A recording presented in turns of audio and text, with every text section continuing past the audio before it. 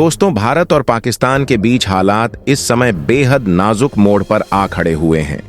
पहलगाम में हुए आतंकी हमले के बाद भारत ने जो रुख अपनाया है, उसने न सिर्फ पाकिस्तान की नींद उड़ा दी है, बल्कि अंतर्राष्ट्रीय स्तर पर भी हलचल मचा दी है।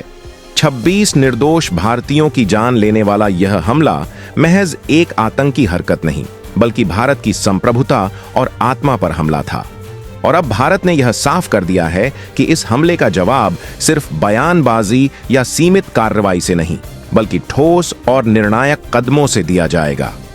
प्रधानमंत्री नरेंद्र मोदी ने सऊदी अरब से द्वारा बीच में छोड़कर तुरंत भारत लौटने का फैसला किया और आते ही कैबिनेट कमेटी ऑन सिक्योरिटी की आपात बैठक बुलाई।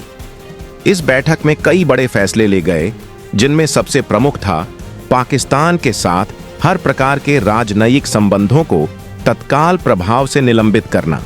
भारत ने न केवल अपने राजनयिकों को पाकिस्तान से वापस बुला लिया है, बल्कि पाकिस्तान के राजनयिकों को भी 48 घंटे के भीतर देश छोड़ने का अल्टीमेटम दे दिया है।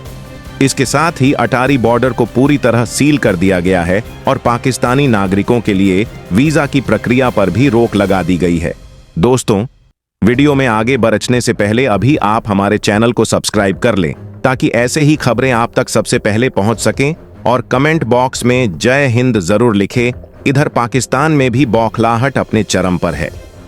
हमले के बाद अंतर्राष्ट्रीय स्तर पर बढ़ते दबाव और भारत के कड़े कदमों से घबराकर पाकिस्तान की नेशनल सिक्योरिटी कमेटी ने आपात बैठक बुलाई, जिसमें प्रधानमंत्री शहबाज शरीफ, सेना प्रमुख, वायुसेना प्रमुख और नौसेना प्रमुख शामिल हुए।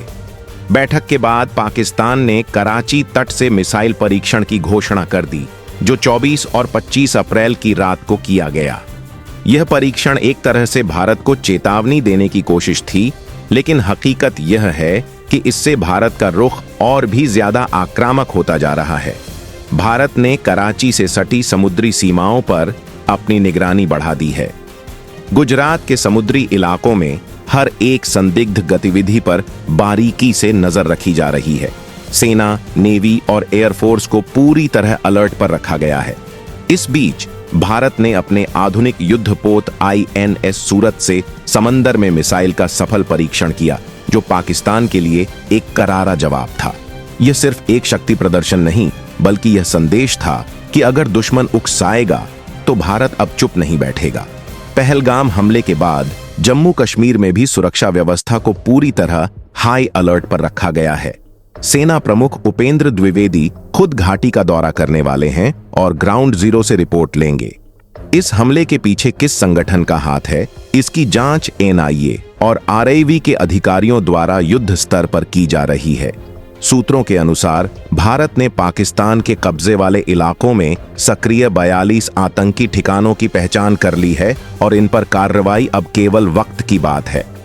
यह कार्रवाई इस बार सीमित या प्रतीकात्मक नहीं होगी।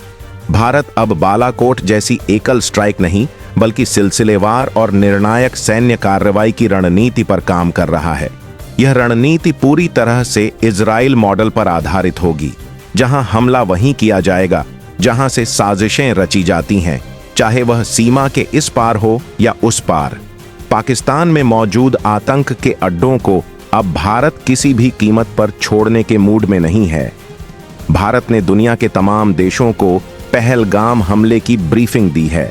दिल्ली के दक्षिण ब्लॉक में दर्जनों देशों के राजनयिकों को बुलाकर बताया गया है कि यह हमला सिर्फ भारत पर नहीं, बल्कि वैश्विक शांति पर हमला है।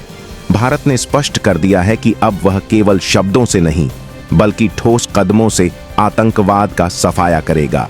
यह एक कूटनीतिक मास्टर स्ट्रोक है, जो भारत को अंतर्राष्ट्रीय समर्थन दिलाने में मदद करेगा। इस पूरे घटनाक्रम में सबसे अहम बात यह है कि अब भारत की जनता भी एक स्वर में कह रही है, अब और नहीं। देश में गुस्से का माहौल है।